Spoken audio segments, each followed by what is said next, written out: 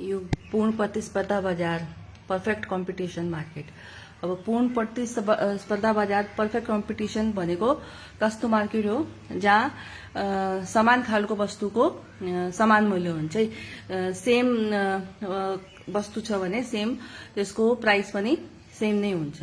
अनि त्यस्तै त्यसमा यो हाम्रो कुल आय, औसत आय र सीमान्त आय कस्तो हुन्छ भने, किनभने पूर्ण प्रतिस्पर्धा बजारको विशेषता भनेको के हो, सबभन्दा फर्स्ट समान खालको वस्तुको समान मूल्य हुन्छ। त्यस्तै यो वस्तुको एकाइ क्वान्टिटी अनि वस्तुको प्राइस सेम छ हैन। अब एक वस्तु सेल गर्दा पनि 10 रुपियाँ प्राइस छ भने जति पनि वस्तु बिक्री गर्यो प्राइस के हुन्छ, सेम हुन्छ। अब पूर्ण प्रतिस्पर्धा बजारमा रेभेन्यू कर्वहरू, अब टीआर भनेको टोटल रेभेन्यू, एआर भनेको एभरेज रेभेन्यू, एमआर भनेको मार्जिनल रेभेन्यू। टीआर भनेको के हो, जति पनि वस्तु छ त्यो सबै वस्तु बिक्री गरेर प्राप्त भएको आम्दानीलाई कुल आय भनिन्छ। अब कुल आयको फर्मुला के हो, कुल आयको formula P into Q. P भनेको प्राइस, वस्तुको मूल्य, र क्यू भनेको वस्तुको क्वान्टिटी। अर्को के छ, औसत आय, एभरेज रेभेन्यू। अब एभरेज रेभेन्यूको फर्मुला टीआर अपॉन क्यू, बस कुल आय अपॉनमा वस्तुको एकाइ, कुल आयलाई वस्तुको एकाइसँग डिवाइड गर्दा हामीलाई औसत आय भनेको, एभरेज रेभेन्यू भनेको एक वस्तु बिक्री गर्दा प्राप्त हुने आम्दानी। नेक्स्ट के छ, सीमान्त आय, मार्जिनल रेभेन्यू। सीमान्त रेभेन्यूको फर्मुला के हो, change in TR, change in quantity. कुल आयमा आएको चेन्ज र वस्तुको एकाइमा आएको चेन्ज है। अब त्यस्तै फर्स्टमा कुल आय, टोटल रेभेन्यू। अब टोटल रेभेन्यूको फर्मुला के छ, क्यू इन्टु पी। 1 र 10 लाई मल्टिप्लाई गरेपछि 10 आयो, 2 र 10 लाई मल्टिप्लाई गरेपछि 20। यस प्रकारले वस्तुको सबै एकाइ र मूल्यलाई मल्टिप्लाई गरेपछि हाम्रो के आउँछ, टोटल रेभेन्यू। एभरेज रेभेन्यू भनेको के हो, एभरेज रेभेन्यू भनेको एक वस्तु बिक्री गर्दा प्राप्त हुने आम्दानी हैन।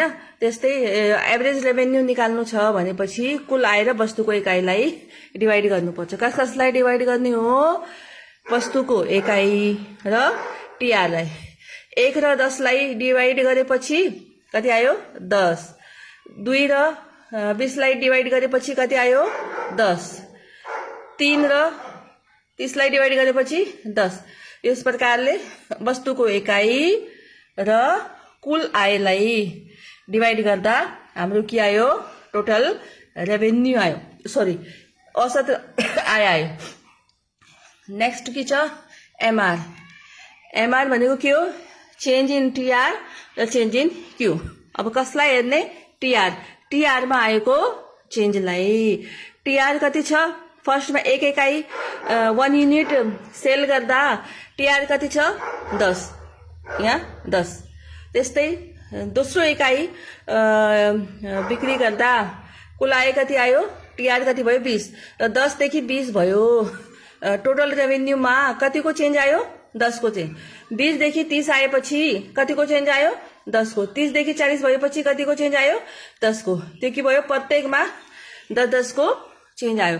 अब यस्तो किन भयो, किनभने वस्तुको मूल्य समान भएकाले, पूर्ण प्रतिस्पर्धा बजारमा वस्तुको मूल्य समान भएकाले वस्तुको मूल्य एआर एमआर के हुन्छ, इक्वल हुन्छ है। अब यही कुरालाई हामीले के गर्ने, डायग्राममा देखाउने। आफूलाई तिमीहरूलाई ध्यान हुनुपर्छ, किनभने कि जस्तै यो ओएक्स एक्सिस र यो ओवाई एक्सिस, यसमा टीआर की भा छ, बढिरहेछ नि, सिधा गइरहेछ, टिआर बढ्दै गएछ। अनि मैले त्यो धेरै यो युनिटहरू लेखेन है, तिमीलाई थाहा छ भनेर मैले लेखेन, अब आफै बुझ्नु होला। त्यस्तै ओएक्स र ओवाई एक्सिस, अब यसमा के छ, प्राइस र एआरएमआर के छ, इक्वल छ।